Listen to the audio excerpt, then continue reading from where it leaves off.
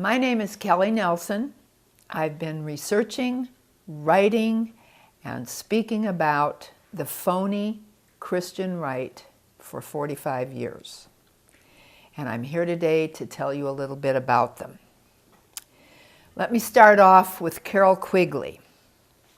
In 1966, Carroll Quigley wrote his massive book, Tragedy and Hope, A History of the World in Our Time.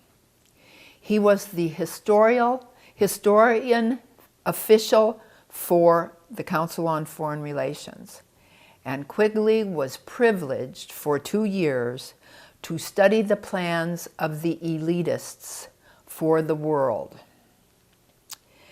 In 1966, he wrote his massive book, Tragedy and Hope, A History of the World in Our Time.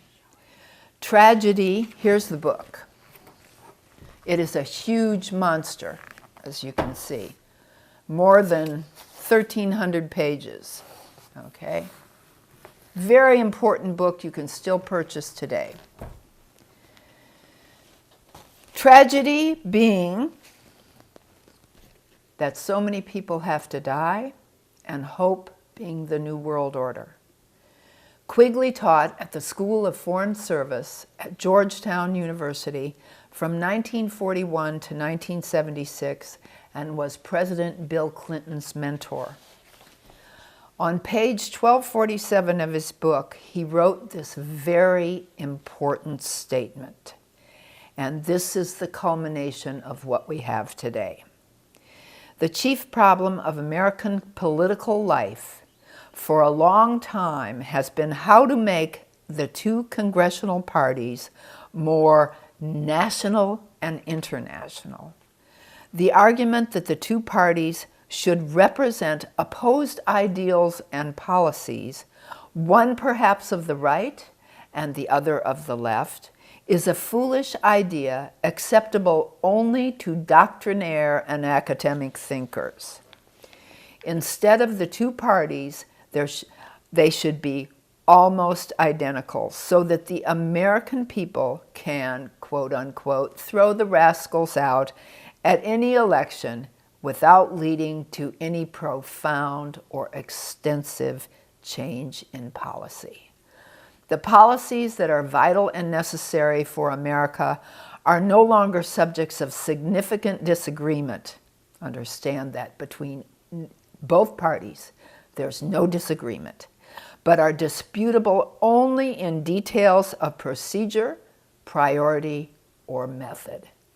Then it should be possible to replace it every 4 years if necessary by the other party, which will be none of these things but will still pursue with new vigor approximately the same basic policies, unquote. This is what exists in America today. We have only one party with one agenda. This book had its first printing in 1966, 50 years ago, people. The powers that be, the CFR, etc., were so horrified that Quigley had told so many secrets, the book was not printed, and Macmillan Publishing destroyed the plates. It wasn't until 1974 that Jack Mezzaroli got permission from Quigley, reprinted the book, and sold it for his cost. Quigley laughed because he knew the noose was so tight around the necks of the American people that even with the truth of his book being out there for everyone to see, absolutely nothing would change. There are no old right conservative groups left today. There are no old right conservatives to lead our country back to a constitutional republic. Stay away from groups, and I mean all groups, and stay away from groupthink. The most powerful organization of groups that has been holding the door open for the left, the Council for National Policy. Never heard of them? Most haven't. They are false friends, and false friends are more dangerous than open enemies.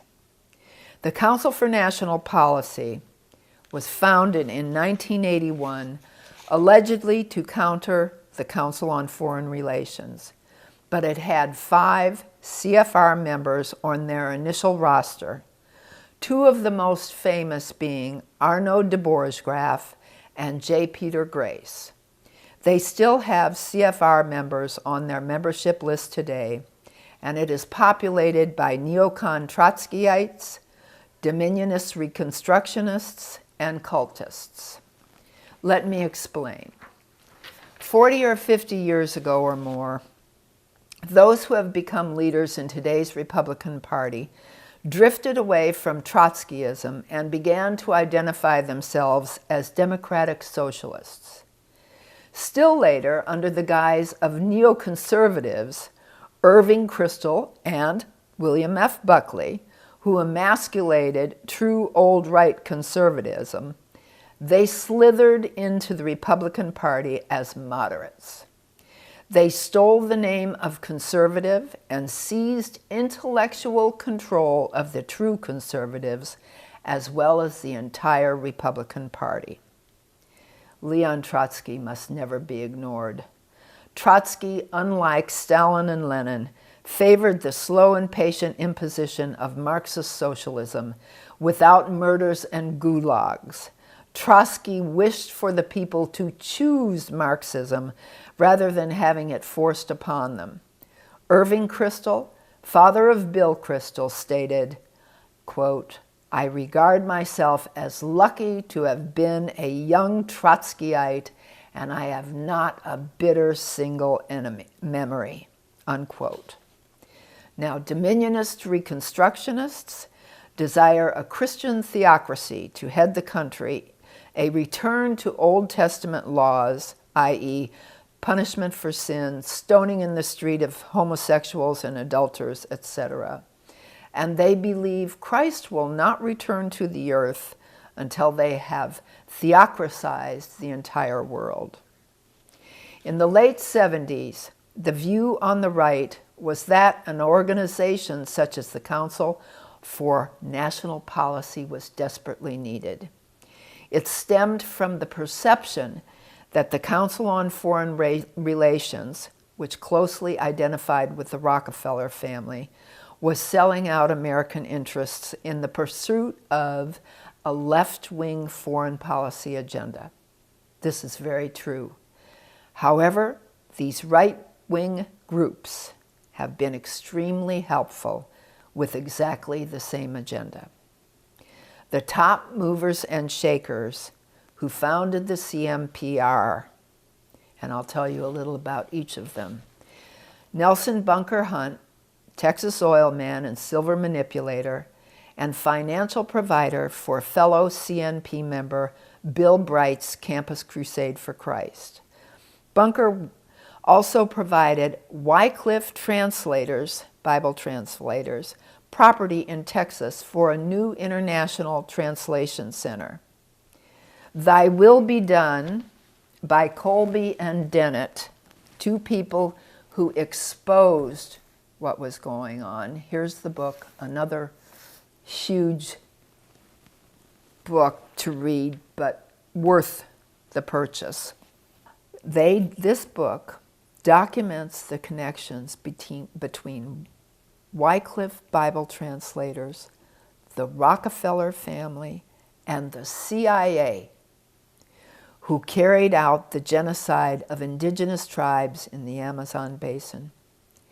As well, he funded CNP member Ed McAteer, the Colgate-Palmolive salesman, who was the organizing force behind the politicized fundamentalist movement, and had the McAteer Roundtable for years, where these CNP members met to decide a policy for America. McAteer was also on the board of translation for Wycliffe, and today they are doing a new translation to eliminate the words Father and Son from the Bible in order to be more appealing to Muslims.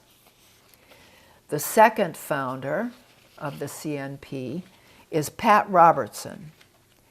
He was also founder of the Christian Broadcasting Network, and he was led to Christ by Cornelius Van Til, this according to Robertson in his book, Shout It from the Rooftops.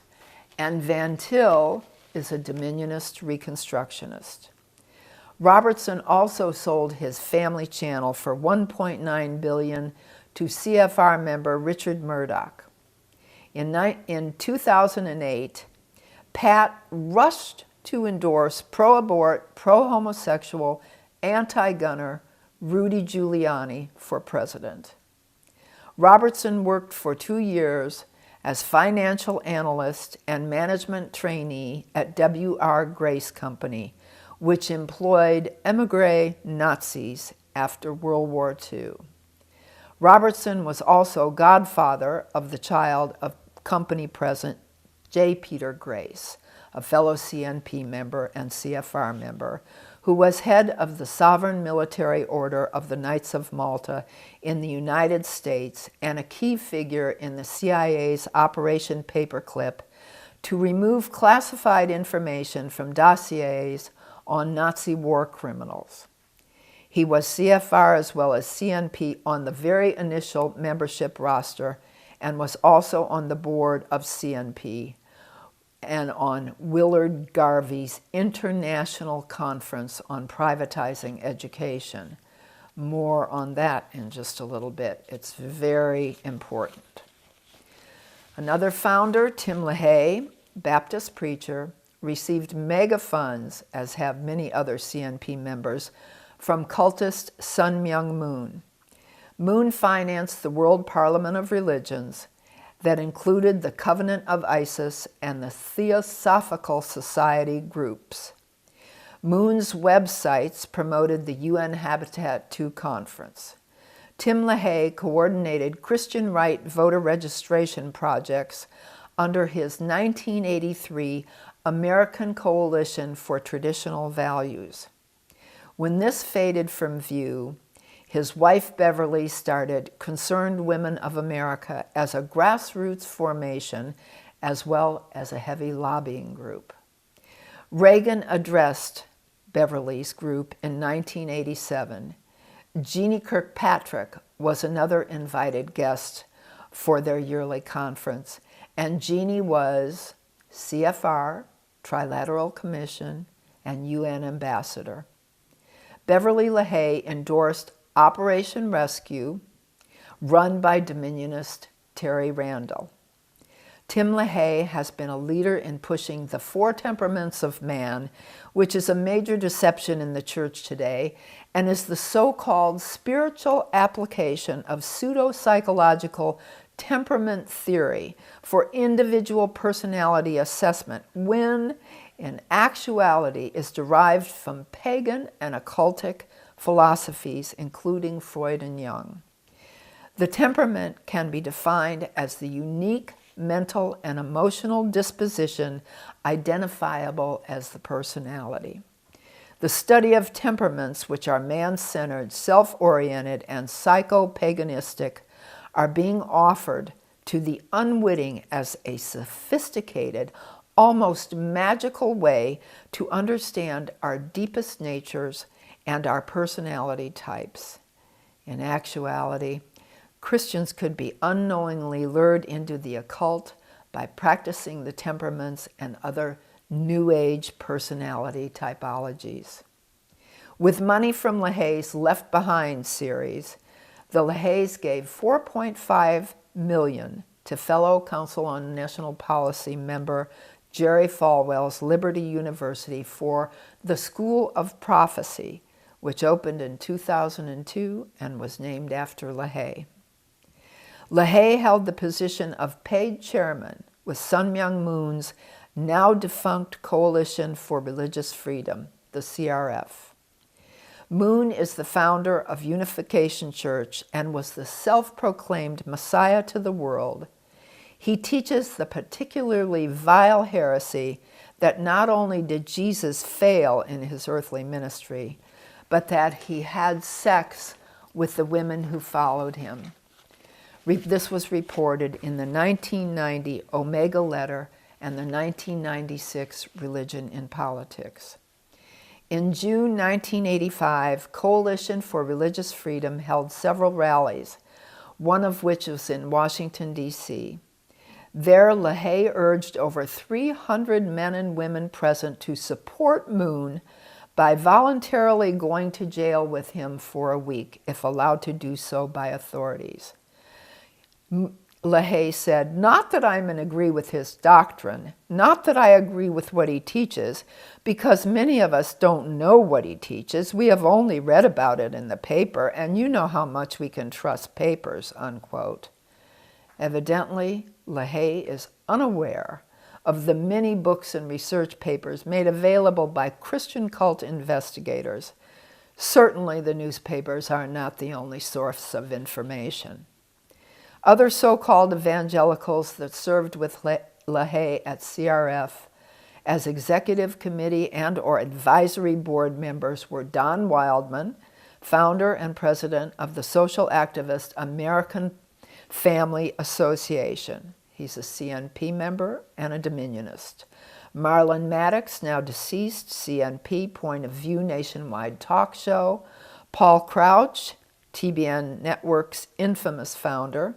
Hal Lindsey, James Robertson, CNP, Jimmy Swaggart, and D. James Kennedy, deceased, CNP, author and pastor of Coral Ridge Presbyterian Church in Fort Lauderdale, Florida. An agenda of social activism certainly makes for extremely strange ecumenical bedfellows. In a personal letter dated 6/3 of 93, LaHaye claims to have never received any pay for his stint as CRF's temporary chairman for a month and a half.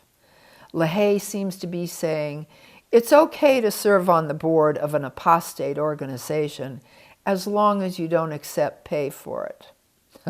However, there's a caveat to this. LaHaye's involvement with Moon is vile. In 1985, Carolyn Weaver, writing for Mother Jones magazine, exposed the fact that LaHaye had received substantial funds from Moon's top aide, Bohai Pack, who long ran Washington Times. This was discovered in a tape of a dictated thank you letter from LaHaye thanking Pack for a contribution in excess of $500,000. LaHaye would not admit nor deny the receipt of the contribution. Instead, he attacked the source of the information. This too was reported in the 1996 Religion in Politics. Another founder of the CNP, very infamous, T. Cullen Davis.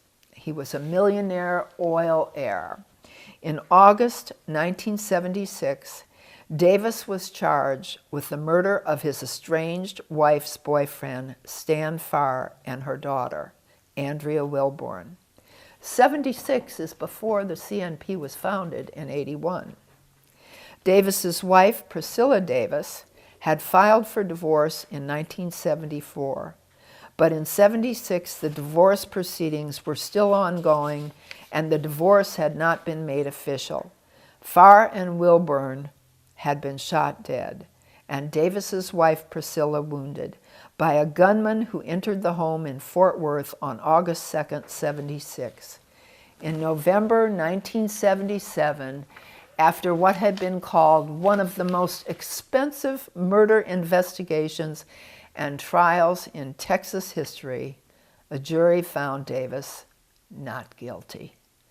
The children of Stan Farr later sued Davis for wrongful death and were awarded $250,000 in a civil settlement. In 1978, Davis was arrested again, this time for allegedly hiring a hitman to murder not only his wife Priscilla, but also the judge overseeing their ongoing divorce litigation. Again, he was ultimately acquitted. These four people were the founders, and there were many more who were instrumental in funding the council, as well as creating a right-wing cabal. Paul Wyrick was the grand poobah of the Council for National Policy. He was also the founding president of the Heritage Foundation from 1973 to 74 and stayed the director for a short time longer. He was also founder, American Legislative Exchange Council, or ALEC, in 1973, and was the director from 75 to 78. ALEC's membership, this is extremely important, is 95% corporate, along with 2,500% of the 7,500 legislatures from every state being members. This is where state and some federal legislation originates, and ALEC has long pushed for a constitutional convention. Another member is the Church of Scientology.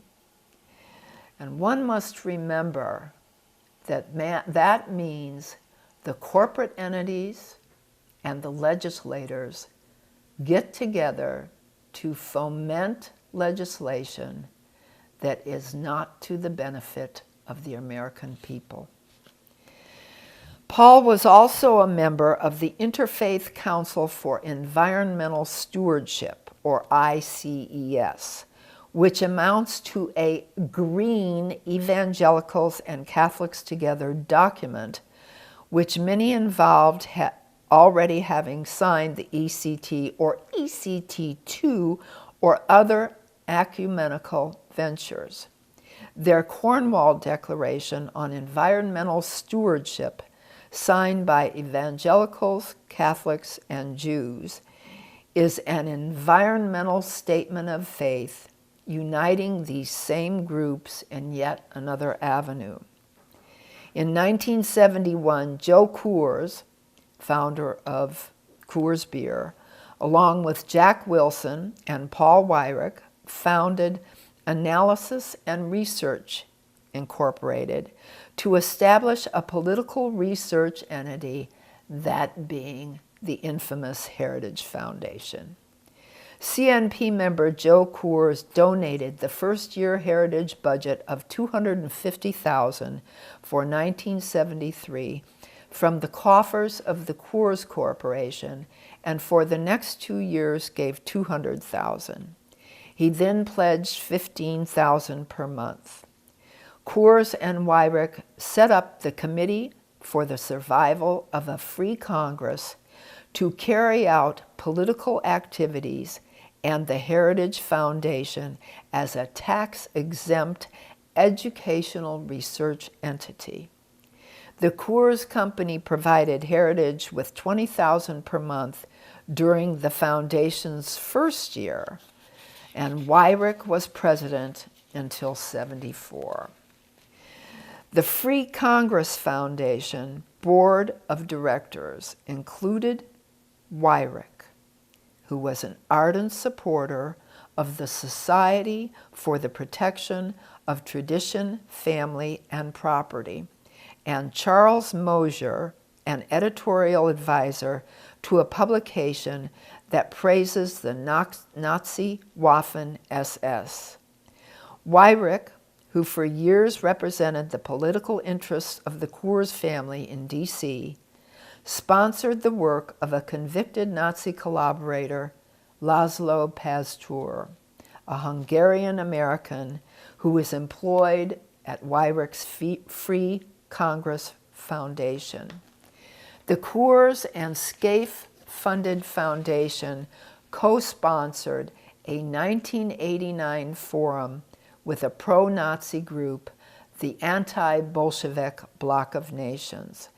Laszlo Pastor, a convicted Austrian Nazi collaborator whose Coalitions of the Americas was housed as a subsidiary in Wyrick's Free Congress Foundation, that's the political arm of Heritage. Pastor was Wyrick's right-hand man and former leader of the pro-Nazi Arrow Cross organization in Hungary, which had collaborated with Hitler's Reich. He spent only 2 years in prison for his Arrow Cross activities before coming to the U.S. In the 1970s, Wyrick and Coors made appointments and set up political contacts on Capitol Hill for one Franz Joseph Strauss, Bavarian head of state, who helped emigre Nazi collaborators. Another fascist, Roger Pearson, writer and organizer for the Nazi Northern League of Northern Europe, joined the editorial board of Policy Review. This is Heritage's monthly publication in 1977. Pearson's racialist theories are still circulated worldwide by neo-Nazi and white supremacist organizations. Pearson was a recipient of the white supremacist and pro-eugenics Pioneer Fund, grants to the tune of $1 million. One of the founders of the Pioneer Fund was former Jesse Helms, 33rd degree Mason, and Charter Council for National Policy member. Paul Wyrick died in 2008 at the age of 66. Another huge funder of heritage is Richard Mellon Scaife, heir of the Carnegie Mellon fortune, who funds both sides of the aisle and is a strong supporter of tax funding for Planned Parenthood and abortion at any stage. He has funded heritage today to the tune of $16 million and perhaps more. Council for National Policy member Ed Fulner took over Heritage Foundation leadership with a nomination from Richard Mellon Scaife, who still today sits on the Heritage Board. When Fulner recently retired, former neocon Senator Jim DeMint replaced him as president. In 1980, Heritage published a book called Mandate for Leadership to guide the incoming Reagan administration and its transition team. Working the high-level inside track on these personnel hirings was Reagan's so-called kitchen cabinet, of which CNP member Joe Coors was probably the best-known member. A Reagan loyalist since the 1968 GOP convention, Coors began spending a lot of time in D.C. and at the White House. The attempt at governance by the kitchen cabinet became so elaborate that they actually established an office in the Executive Office building across from the White House. Embarrassed by the image of a covey of millionaires seeming to run parallel and sometimes conflicting personnel recruitment operations, senior White House staff produced legal opinions saying that it was illegal for a private group to occupy government property. In this case, a White House office.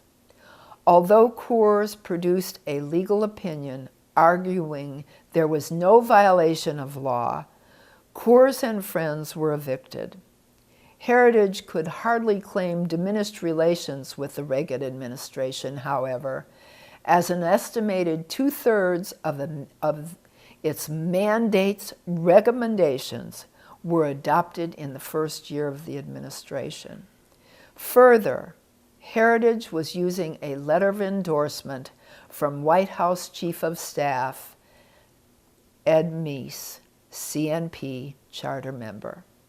In a December 1981 fundraising effort, in his letter of endorsement, Meese promised Fulner that this administration will cooperate fully with your efforts. After leaving the Reagan administration, Meese joined the staff of the Heritage Foundation, is paid over $500,000 today, and is still there. Edwin J. Fulner, formerly the president of Heritage Foundation, had a yearly income which included deferred compensation of $1,098,612. Former Attorney General Edwin Meese takes home $500,000, as I just stated. And Fulner is also a charter member of the Council for National Policy. He and Meese have been close for decades in the planning and coordination of getting with the left, especially for the destruction of American education. And from education researcher Shay Simonton's article on the Rockefeller Heritage Connection, she states, quote, this is extremely important, people. The top men of the Heritage Foundation, first Wyrick, then Fulner, and now Jim DeMint, with the trust and cooperation of masses of seriously committed conservatives, have been in a position to further elitist Rockefeller goals. Along with radical world government advocate Walter Hoffman of the World Federalist Association, they participated on the 16-member U.S. Commission on Improving the Effectiveness of the United Nations. Does that sound like a conservative organization effort? Working with the U.S. Information Agency, Fulner also participated in facilitating the infamous 1985 U.S.-Soviet Education, Technology, and Cultural Exchange Agreement, Soviet pedagogy based on behavioral conditioning, like our children are rats in a box, for a compliant, collective, school-to-work labor force is a dream come true for the dozens of multinational corporations funding all the think tanks promoting American education reform. The humanist Carnegie Foundation, a century-long collaborator with Rockefeller Philanthropy, facilitated the Soviet side of this exchange agreement, unquote. Heritage's communist connections were established rapidly after the historic meeting between Reagan and Mikhail Gorbachev at the Geneva Summit. Fulner was appointed by Reagan as chairman of the U.S. Advisory Commission on Public Diplomacy. The commission was responsible for expediting a signed Soviet-American educational exchange agreement with the Soviets, people. At the same time, note that Heritage founder Wyrick once also served as advisor to former Russian President Boris Yeltsin. Both Fulner and Wyrick were also involved with other powerful players and shadow figures, some from the right and some from the left. They have been included in groups formed to reinvent the United Nations, supposedly to face our 21st century. It is becoming more and more evident that Wyrick and Fulner were in fact organizing a tight group that represented the merger of both right and left, which we've now seen over the past 65 years. Jim DeMint continues this effort. The Council for National Policy members love Heritage, and their members have been Heritage's presidents. We must also remember the 1955 UNESCO, that stands for United Nations Educational, Scientific, and Cultural Organization, their book, mental health in education is the earliest reference to the need for choice in education. The charter schools concept, strongly marketed around the country by Heritage affiliates with the help of Council for National Policy members in every single state, attempts to link patriotic free enterprise themes to a blatantly unconstitutional system of corporate fascism to business-government partnerships in the education of America's children. Now let's look at the cult leanings of the Council for National Policy. The Sun-Myung-Moon connection to the CNP is huge. CNP member Reverend Robert Grant headed up the American Freedom Coalition, which was a front group within the CNP for Sun-Myung-Moon. Grant's organization received over $5 million in 2 years from Moon. This gave Moon the opportunity to fund other Council for National Policy members. He gave millions to Jerry Falwell to shore up Liberty University. Falwell denied this, but the proof was evident and documents were found. Moon also funded Tim and Beverly LaHaye through one of their front groups. Moon owns the Washington Times newspaper, which Reagan stated he read every morning. The former editor of that newspaper was CNP and CFR member Arno de Boersgraaf, who now heads up Moon's United Post International, it's UPI. The Unification Church has pumped $1.7 billion into the Washington Times to keep it afloat. These monies have been alleged to have come from the Korean CIA. One of Moon's former websites promoting the UN Habitat II conference held in Istanbul in 1966 and his financing of the World Parliament of Religions, as I told you before, I believe, included the Covenant of Isis and all of the Theosophical Society groups.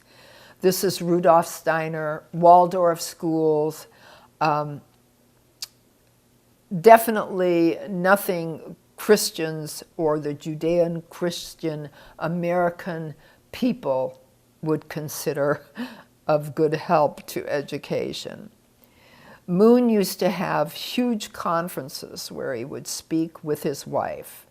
One was delivered at the Family Federation of Peace, which was a big 3-day seminar in 1996. And he delivered his speech about his theology on the sexual organs. Participants at this event were CNP members Beverly LaHaye, Gary Bauer of Family Research Council, Robert Schuller, not a member, Pat Boone, CNP member, and Bill Cosby, not a member, who tried to get out of it when he found out it was a Moon function, but was threatened with a lawsuit. Council for National Policy member Ralph Reed was a paid speaker at the event. Reed was an adherent to Moon because in his book, Reed's book, Political Incorrect, he gave glowing reports about Robert Grant and the American Freedom Coalition. CNP member and direct mail fundraiser Richard Viguerie handled the fundraising for Wyrick's organizations. When Viguerie's fundraising company went nearly bankrupt, he was rescued with an account for distribution of the Unification Church-owned Insight magazine. In 1987, Bo-Hai Pak, a former Korean military intelligence officer, and Moon's top U.S. operative, paid $10.06 million for Vigory's office building, bailing him out. Also in 1987, Vigory became secretary, strategist, and fundraising genius of the newly created Moon-controlled and funded American Freedom Coalition, which Robert Grant headed up, an alliance of political conservatives and conservative religious groups and individuals. In this position, Vigory mailed millions of letters appealing for funds to lobby aides to the Contras and to promote Oliver North's testimony before Congress. Oliver North is a CNP charter member. Another CNP member was also a leader in direct mail fundraising, and his tactics are used by nearly all Republicans and phony right-wing groups today. All of them you receive are based on this. Here is an example of the tactics used by two of the Council for National Party Policy charter members supposedly fighting for Second Amendment rights.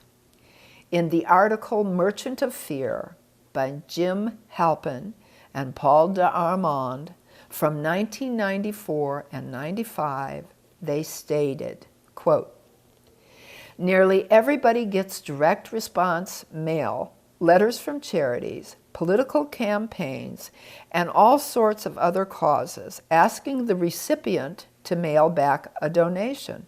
Isn't this familiar to us? Often they appeal to one's charitable instincts or sense of civic responsibility. This is not the tack that Alan Gottlieb takes. The letters he composes, says Outside Magazine, are not long on subtlety or literary polish, but they are extremely adept at pinpointing the recipient's deepest anxieties and eliciting floods of righteous indignation, unquote. Gottlieb does not disagree. In Trashing the Economy, the 1993 book, he and his co-author, Center for the Defense of Free Enterprise, Vice President Ron Arnold, write with startling frankness that, quote, "The message of the direct mail letter must appeal for three base emotions: fear, hate, and revenge. The fundraising mailer must present you with a crisis. A problem won't do.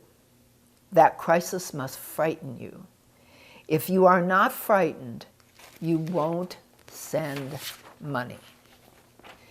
Then the direct mail letter must present you with a boogeyman against whom to focus your anger. Once you've been frightened and made to hate the boogeyman, the successful direct mail appeal must offer you a way to get revenge against the boogeyman. The payoff for your contribution. The more soul-satisfying the revenge, the better the letter pulls. All this, here's the clincher, folks, must be dressed up in an appeal that appears to have a high moral tone, but which, without you realizing it, works on your lower base emotions, unquote. In a letter sent out by Dr. Robert Grant, which was fundraising for CNP charter member Oliver North, a national opinion poll was included. Of course, they asked for money to support Ollie. On the front of this letter were listed the board members and national advisory members. I'll run through this quickly, but they included Richard Icord, Congressman from Missouri; Bob Wilson, Congressman from California; Robert Grant, American Freedom Coalition; Dr. Ralph Abernathy, Civil Rights Leader; Richard Viguerie. He was the secretary of Grant's American Freedom Coalition and likely the direct mail guru who composed and sent this letter out. Dr. Ben Armstrong of the National Religious Broadcasters Association; Reverend James Bevel, who was once associated with the LaRouche Organization; Brent Bozell III, who recently gathered with the neocon Trotskyite Tea Party Patriots group to collect monies to fight Obamacare; Dr. Joseph Chiruba, Middle East intelligence officer; Don DeFore, actor from Hazel, 33rd degree Mason; Colonel Donor, who originated Christian Voice, a moon-controlled precursor to the moral majority; H.L. Richardson, foundation head of GOA and founder of GOA. Richardson actually backed Robert O. Anderson for head of NRA's Whittington Center. Anderson was not only Club of Rome, Council on Foreign Relations, and Trilateral Commission, but also a member of the globalist Aspen Institute and an anti-gunner. H.L. Richardson still runs the foundation of GOA and is still Larry Pratt's boss. Philip Sanchez, president of Moon's anti-communist CAUSA. That stands for Confederation of the Associations for the Unification of the Societies of America. Dr. Cleon Skousen, former FBI agent and speaker nationally for Moon's CAUSA. Remember, though, Cleon Skousen gave us the fabulous overview of Quigley's book in The Naked Capitalist. You can still find this book if you don't want to purchase this huge tragedy and hope, and it is a valuable resource. Terry Dolan, charter member, founder of the National Conservative Political Action Committee. Dolan was a staunch anti-homosexual rights player, but he was also a closet homosexual and died of AIDS. CNP member as well. CNP charter member Morton Blackwell, who gave renewed fame at the 2012 Republican Convention, works with Plinio de Coria's d'Olivier's Tradition, Family, and Property, that's the TFP, and endorsed Olivier's book, Nobility and Analogous Traditional Elites. This is an important document on the necessity of restoring traditional nobility and elites to rule the world. In the foreword, Blackwell wrote, "One does not have to accept papal infallibility to appreciate a case persuasively made using theological, moral, and prudential arguments. This book will convince many readers, whatever their faith, that good elites are legitimate, desirable, and yes, necessary," unquote. This is very similar to what Paul Wyrick wrote in a 1987 article stating that we needed a shadow government to rule America. What does he think the CFR is? The Secret Story of a Cult Apologist by Miguel Martinez features a picture of Paul Wyrick and Morton Blackwell with the American head of TFP, which is the parent organization of CESNUR, that's CESNUR, the Cult Apology Network for cults such as Scientology. This goes to, Another thing, very important, Pastor Austin Miles, who was a very temporary member of the Council for National Policy and found out what they were, was basically overseen by Morton Blackwell. Morton Blackwell took Pastor Miles to his church, and the church preacher, doctor, wife, was a pro-abortion doctor that they prayed for in this church. Other well-known Council for National Policy members, include Richard Allen, who with Dr. Fulner together founded Heritage's Asian Studies Center in '83, and Mr. Allen has served as its chairman. Allen was a staunch promoter for NAFTA, the destruction of America's industrial society, through Heritage Foundation, along with his fellow CNP member, Dick Armey. Another is Matt Staver of Liberty Counsel, pro-amnesty like many of his fellow Council for National Policy members. James Dobson, psychologist who mixes psychology and Christianity, formerly of Focus on the Family. John Whitehead of the Rutherford Institute, strong Dominionist. Jack Abramoff, lobbyist who went to prison for defrauding Indian tribes. Grover Norquist, Muslim apologist, CFR member, and head of Americans for Tax Reform, and a very close member and friend of Jack Abramoff. Don and Tim Wildman of American Family Association, both Dominionists, and connected to New Apostolic Reform, the organized prayer fest for Governor Perry. I would suggest you look up Sarah Leslie's very informative and documented information on this New Apostolic Reform. It is definitely another cult.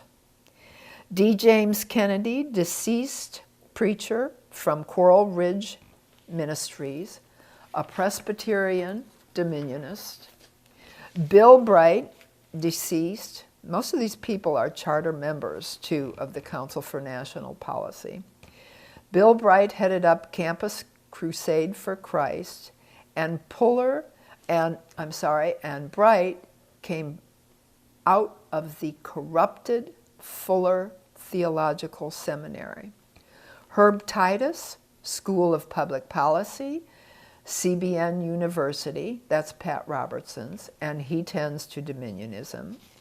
John Sununu, Governor of New Hampshire and member of the National Governors Association, of whom Lamar Alexander gave his speech about what he wanted to do to American education. Mark Skousen, nephew of Cleon Skousen, was a charter member and former economic analyst for the CIA. Major General John Singlaub, CIA deputy in South Korea during the Korean War, who served for 2 years in Vietnam during the 60s. He's chairman, or was chairman, of the World Anti-Communist League after Nazi collaborator Roger Pearson. The United States Council for World Freedom, which became the World Anti-Communist League's most active branch, was founded in 1981 by Singlaub with a $16,500 loan from the Taiwanese branch of World Anti-Communist League and a generous support from beer baron Joe Coors again. From 1984 through 1986, Singlaub was the chairman of World Anti-Communist League. Singlaub engaged the services of CFR member J. Peter Grace and Americares to supply arms to the Contra rebels in Nicaragua, and was indicted in 1986 and 88 over U.S. CWF activities in support of the Contras. Member of the National Policy Board of Moon's American Freedom Coalition.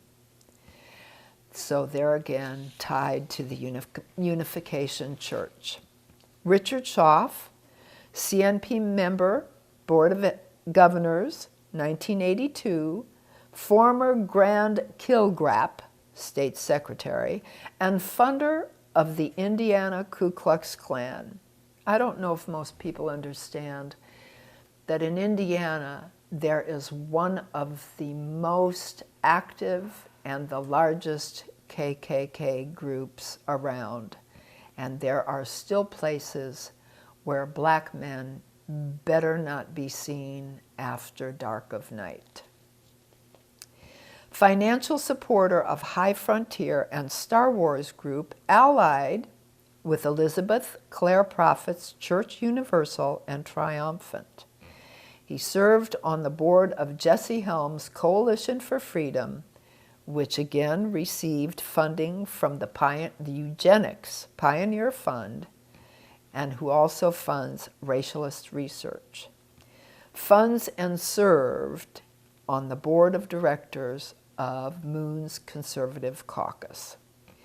Jay Sekulow, lawyer for the American Center for Law and Justice, founded by Pat Robertson. Phyllis Schlafly, Eagle Forum, charter member, Dame of Sovereign Military Order of the Knights of Malta, of which she paid $30,000 to join, member of Phi Beta Kappa, and she loves charters except for the Muslim Gulen charters. Obviously, she's for tuition tax credits and vouchers, ultimately which would destroy private and religious education. William Rusher, Council for National Policy Board of Governors, 1982. In 1955, William F. Buckley, Jr., definitely neocon Trotskyite, a CFR member, a Skull and Bonesman, and a former CIA agent, founded the National Review magazine with William Rusher as publisher.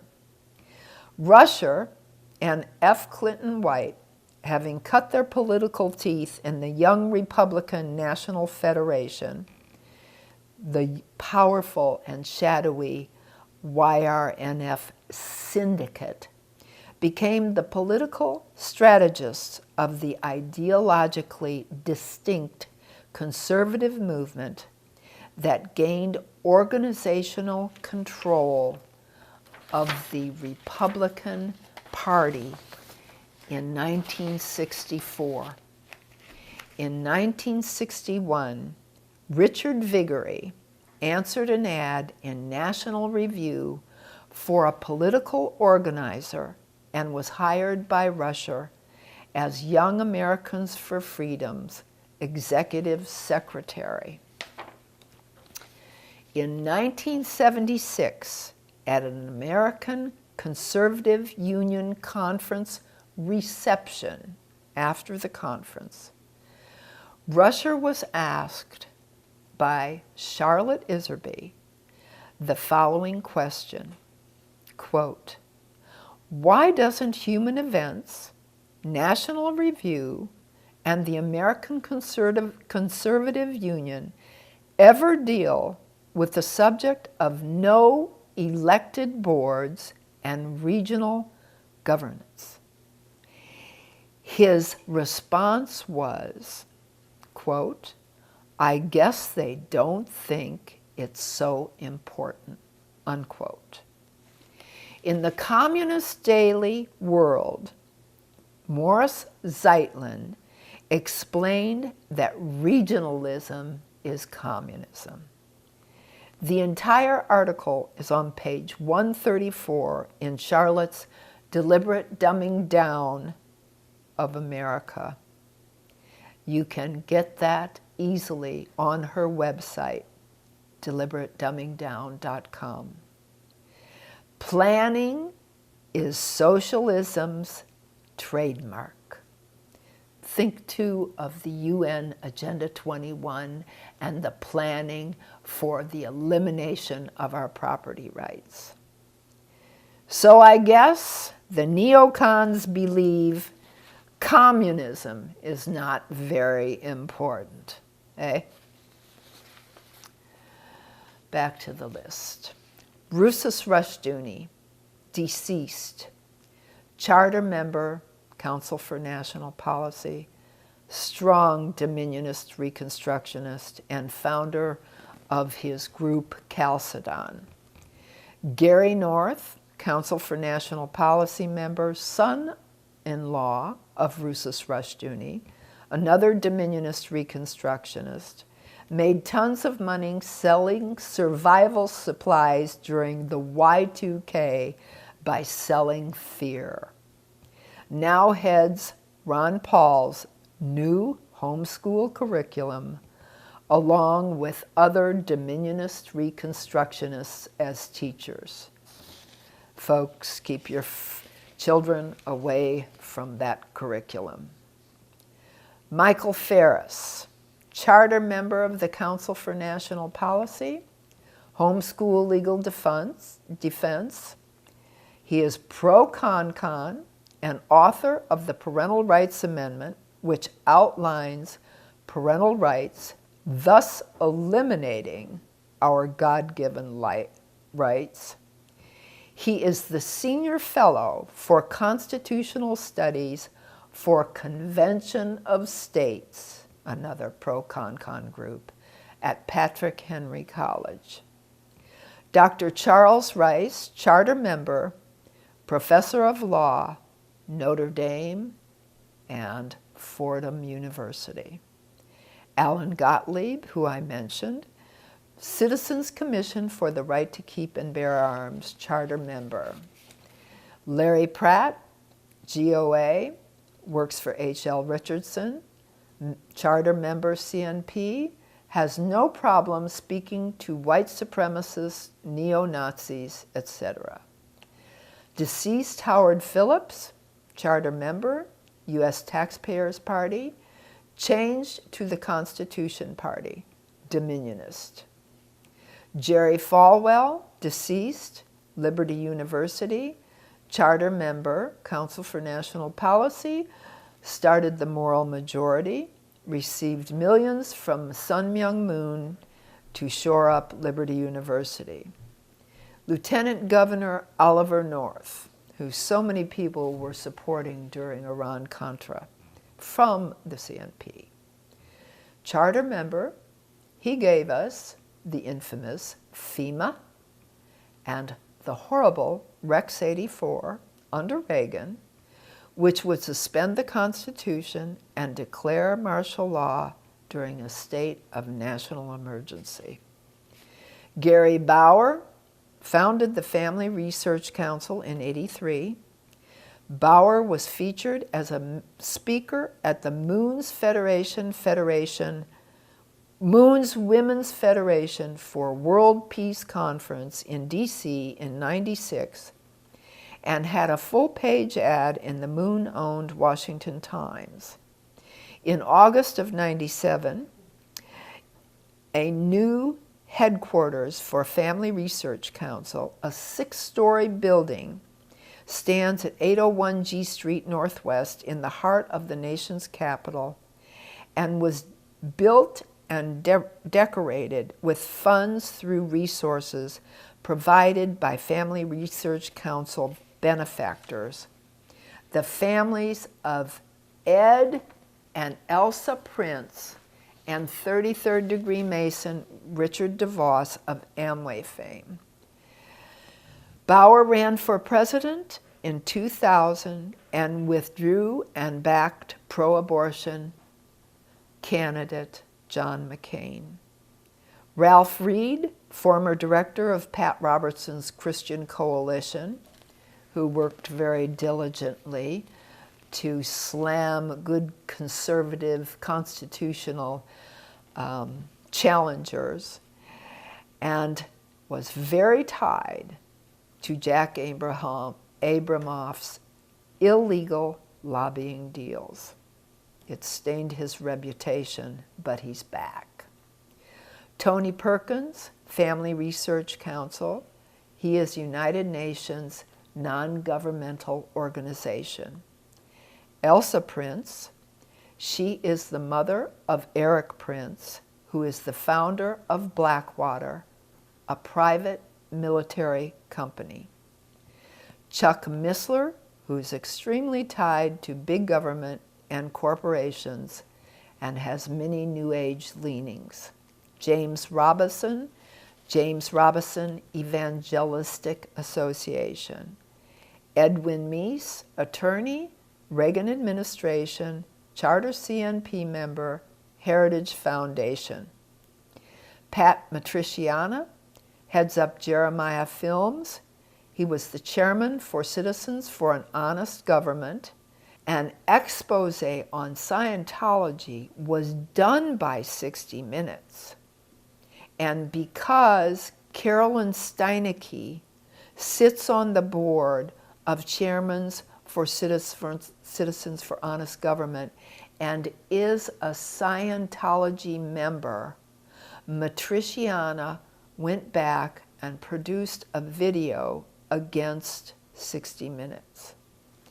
Peter Marshall Jr., charter member, deceased. Trent Lott, charter member, 33rd degree Mason, involved with the Abramoff lobbying mess. Senator Don Nichols, charter member. Senator Jesse Helms, 33rd degree Mason, again co-founder of Pioneer Fund.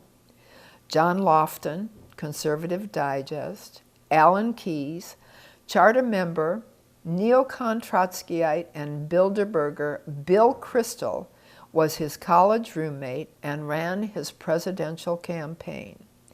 Keyes proposed reparations for blacks when running for Illinois senator against Barack Hussein Obama. He worked under Jeannie Kirkpatrick, who is CFR, Trilateral Commission, when she was the United Nations ambassador. Jack Kemp, 33rd degree Mason, deceased, charter member, Empower America, co-founded with Bill Bennett, Education Secretary under the Reagan administration. And other former Empower notables included Representative Paul Ryan, Republican Wisconsin, Mitt Romney's 2012 vice presidential running mate, who at one time worked as a speechwriter for the group, as well as long-standing Republican stalwarts, Vin Weber, and again, CFR, Trilateral Commission, Jeannie Kirkpatrick, who served as director for the group. So you see, none of these phony right-wing Christians have any problems dealing with the Council on Foreign Relations, so-called shadow government, running the elites of the world to destroy America. Reed Irvine, charter member, Accuracy in Media, worked for the Federal Reserve, said he wouldn't have been hired had he not been a fellow comrade. He left AIM, Accuracy in Media, to Cliff Kincaid, a former CNP member, who stated that Irvine was his mentor. J. Peter Grace, deceased, charter member, CFR, CMP. Arno de Borchgraf, charter member, CFR, former editor for Moon's Washington Times and heads up Moon's UPI Today. Willard Garvey, charter member, National Center for Privatization. How often we've heard that lately. Wrote a letter to Reagan wherein he was proposing privatization to the point where it would eliminate representative government. That is in his letter. He is also a New Ager with crazy geodesic domes on his property looking for space aliens. He may have passed. I don't know. I did not check if he's still alive. Foster Friess, charter member, extremely wealthy businessman, and funded neocon Rick Santorum for all of his political offices. Joe Farah, WorldNet Daily, Western Journalism Center, worked for Farah's now defunct paper in Pennsylvania, and Western Journalism Center was originally funded by none other than Richard Mellon Scaife, the huge funder of Heritage. Richard DeVos, charter member, Amway Foundation, strong funder of Heritage Foundation, and daughter Betsy DeVos, pushing vouchers, choice, along with the entire DeVos family. Dick DeVos is brother, that's his son, brother-in-law to Private Mercenary Army Blackwater's founder, Eric Prince. Senator William Dannemeyer, charter member, Holocaust denier, supported a bill by Lyndon LaRouche. He has gotten involved with many extremist groups. Joseph, Jeffrey, and Holly Coors, major contributors to Heritage, charter members. Sam Brunelli, charter member, former head of Wyrick's American Legislative Exchange Council. Richard Bott Radio Network, charter member. David Balsinger, charter member. Church Universal and Triumphant minister, Claire Prophet. Edward Atzinger, charter member, Salem Communications founder, who runs most of the radio programs out there today, so you never really get true talk radio. Dick Armey, charter member, founded Freedom Works, paid himself $550,000 to head up the Tea Parties 2 months before the original Tea Party meetings across the nation in April 2009, supports amnesty, and is very tight with David Koch, Aspen Institute member, who is on the Rockefeller board. John Ankerbird, Theological Research Institute. Howard Amason, charter member, served on fellow CNP member and Dominionist Reconstructionists Ruchus Rushdoony's Chalcedon board. The Amason Foundation was a contributor to, guess what, the Council on Foreign Relations, according to their 1990 through 1993 annual reports. Willard Garvey, proponent of privatization, who I mentioned, wrote a letter to President Reagan proposing the same, stating, "The knowledge, communication, and computer industry can make political representatives obsolete." Do you understand this goal? This is the goal of a planned economy. This is the goal of the Soviets. This is the goal of communism in the United States today. George Gilder, program director for Manhattan Institute, contributing editor for CFI, CIA, Buckley's National Review. Robert Kriebel, deceased, board member of Heritage Foundation and of Wyrick's Free Congress Foundation, and he made more than 80 trips to Russia to spread democracy. I think he brought it back with Soviet communism and gave it to America. There are hundreds and hundreds more of these members, some whose names you would recognize, some you would not, but if you were to investigate them, you would recognize their connections to those who are our enemy. These people aren't our friends. They are the false friends, the ones that fool the American electorate. They are more dangerous than our open enemies because they are the wolves in sheep's clothing.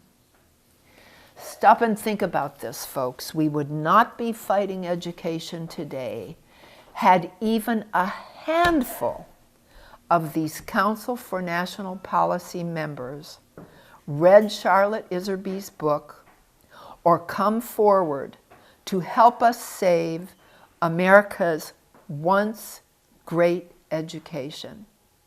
We wouldn't be where we are today. Our real friends are few and far between. For more information on the phony right wing, here are several books worth purchasing. They are written by the left, unlike this Thy Will Be Done, which was written by good guys. But these books would come in handy if you want to know more who the true enemy is. By Russ Ballant, The Coors Connection. Joseph Hawley Coors, who funded Heritage. How Coors family philanthropy undermined democratic personalism. Okay? Old Nazis, the New Right, and the Republican Party, domestic fascist networks, and their effect on U.S. Cold War politics. By Ballant. Eyes Right, Challenging the Right-Wing Backlash by Chip Burley. Not a friend of conservatives, but exposing the truth about them. Roads to Dominion, Right-Wing Movements and Political Power in the United States by Sarah Diamond. There you go. So, to come to a completion of this little speech, the warnings are out there, the documents are out there, the truth is out there. We have one party. They've all joined in the same agenda. They are not working for a constitutional republic. If anything, they're working against it. You must know the false friends, because if you do not, you will be sucked in to the same thing that the left is pushing in America, and that's communism. Thank you for your time.